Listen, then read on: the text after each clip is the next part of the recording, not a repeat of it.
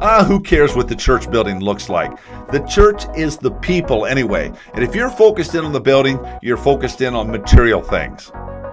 Really? Well, if that's the way you're thinking, this episode of the Church Tips Podcast is going to push your buttons. Here we go.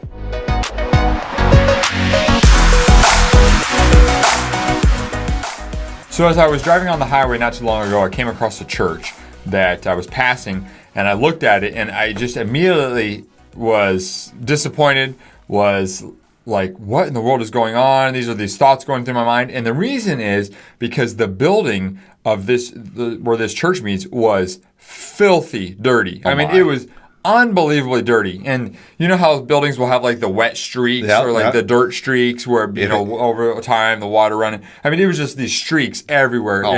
It looked terrible. And I was like, oh man, this isn't good. Bad statement. Yeah, and obviously in the role that we play, dealing with churches all the time, like these are the thoughts. You're like, oh man, what, they could do so much better, probably reaching people. Well, of course, if their building looked better.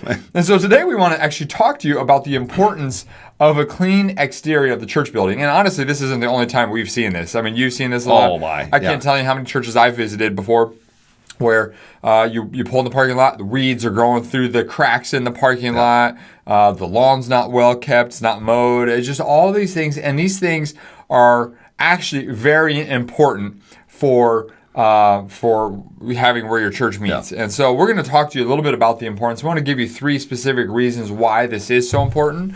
And so, Dick, let's jump off. Well, I should go without saying, but Jonathan and I say it anyway. Your building is a representative of Jesus and the gospel. The most important thing that happens in that building is the presentation of the gospel, introducing people who are far from God, introducing them to Jesus. Yes. And it just makes such a wrong statement of what you're doing inside. That would just say that's not important. So to me, if what we're doing is the highest value thing on the planet, and it is, then that's why taking care of the physical structure is so important. I can't overemphasize it. In fact, I can get kind of worked up thinking about Settle down, churches don't pay attention to the physical gift the Lord has given them, their structure, their property. As a representation of the gospel and of Jesus. Well, even literally did not think of this until you were saying this, but really the building, the property, that's a tool that we get to use to help introduce people to Jesus. Because the church is not the building, it's the people, can meet anywhere. But at least in the American church context, we often are meeting Western culture overall. We're meeting in buildings. And so this is the tool that we use for the people to gather together. And so, just like any tool you would have, the saw that you have, or the mower blade, or you sharpen it. You make sure you take care of it. And so let me tell you something. I've been in his garage, and he takes care of his tools. He does a better job than Dad does, but that's true. Right. You take care of those tools. Well, and that really kind of probably leads to the second thought as to why this is so important, and it's because this is a statement of value. So churches that let's use the example of the church that I drove by. To me, they communicated, without actually communicating it, they communicated that they do not value cleanliness. They don't value it almost kind of feels sloppy. It kind of feels like, they don't value the tool the Lord gave them. Right, yes. And so it's like, you almost looks like, we don't really care about the exterior and what that communicates to people. But so that's not a value to them, but it should be. It really should be. Yeah. You could tell it when you go through neighborhoods. You go through neighborhoods. Now, you can make a judgment depending on where you personally fall on this, but you go through neighborhoods with immaculate lawns, and everything is neat and trim. You regardless of those people, you will say those people value that property. You go to other places that the weeds are overgrown. I was talking to Jonathan about a friend that was suggesting maybe helping her with, but her whole property is she's just not taking care of it. Now, I understand there can be circumstances involved with that, but so don't hear a wrong judgment with that. But the issue is value. Yeah. What is it that you value? And to your point, that not taking care of your building is a statement of value. Well, what do you say to people who say, well, we don't have the money? I mean, because they say, well, we want it to be clean, but we don't have the money to go clean it because it's cost, however many $1,000s to go out and. I would argue that the Lord has given you, I don't care how big or small your church is, the Lord has given you the people. This isn't let's go pay the highest priced building cleaner. Okay. This is we're going to get some volunteers together and we're going to take care of our building. Yeah. And it'll happen because the pastor views it as important. The leader views it as important. And when the leader can say this is important and why it's important, the very things we're talking about, then it will get done and you do it with volunteers. Well, and this is a sidebar, but I think it's very important for us to be thinking about as it relates to the cleanliness of the building, on the exterior, the property, the parking lot, all these things, is try to put yourself in the eyes of a visitor.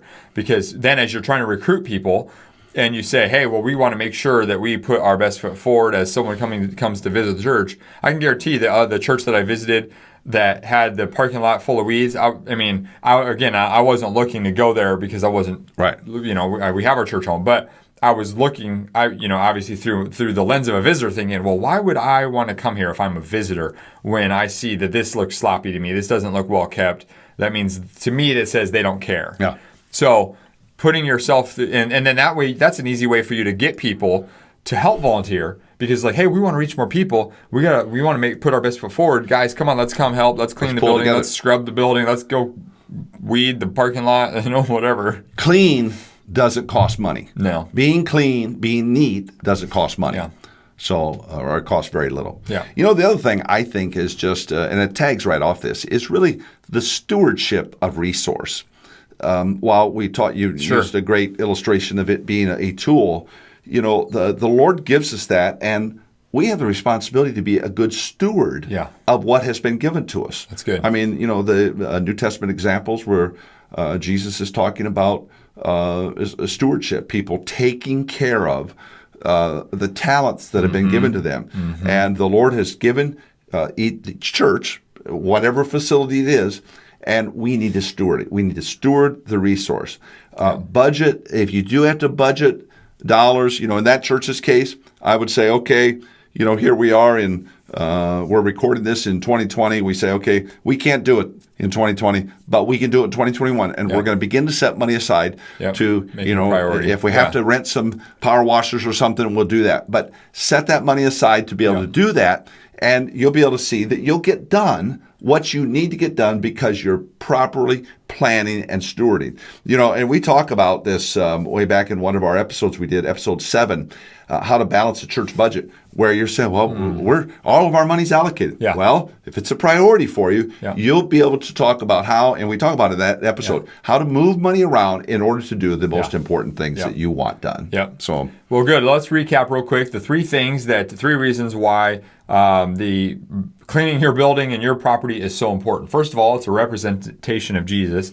Second of all, it's a statement of value. And then the third is it's stewardship of the resource that God has given you. Exactly. So you want to make sure to check out episode 7 if you have not done so on church budgets, how to balance the church budget. But we hope that through this, you'll be able to say, okay, what are some things I can do in my church context right now to our facility, if you have a facility that you meet at, to help put the best foot forward, keep it clean, so that you can reach more people. Exactly. So, and on that, I want to mention too, this is a leadership thing. I mean, this is, you have to lead the way. And so whether you're the lead pastor or whether you're the administrator who oversees facilities or whatever your role is, this is a leadership thing because you have to take the steps and the action necessary in order to keep pushing the ball forward. And so one of the ways that you can continue to improve as a personal leader is through the 4 Secrets Masterclass. That's a presentation I put together. You can watch it anytime online. All you have to do is go to Leaders.Church/secrets. Again, that's Leaders.Church/secrets. Sign up, get access to it right away. And that'll help you be on your way to leading better and really processing ways in which you can be more effective as a leader. And when you do so, that's going to help you make Exactly. a bigger difference in the church as a whole. Exactly. And then what else? Well, we want you to subscribe. We thank you for watching this or listening to this podcast. Subscribe on whatever platforms you listen to, and YouTube. We'd love to have you. Follow us on social media.